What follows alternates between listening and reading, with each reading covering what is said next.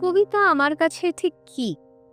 কবিতার সাথে আমার সম্পর্ক ঠিক কি? যদি এই প্রশ্নগুলো আসে, তো তাহলে সবার ১ম উত্তরই হবে এটা যে কবিতায় আমি বাঁচি। কবিতায় আমি ভালো থাকি।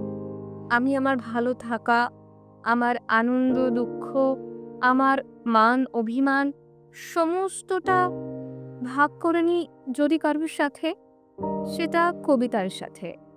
তাই আজকের কবিতাটা শুধু কবিতার জন্য।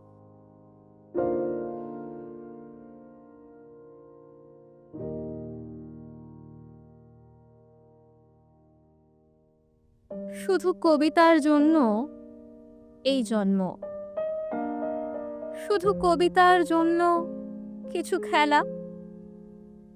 শুধু কবিতার জন্য একা হিম সন্ধেবেলা ভুবন পেরিয়ে আসা।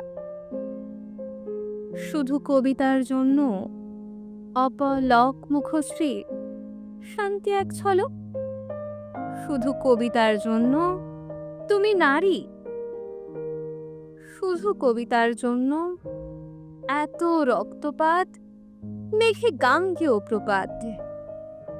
শুধু কবিতার জন্য আরো দীর্ঘদিন বেঁচে থাকতে লোভ হয়।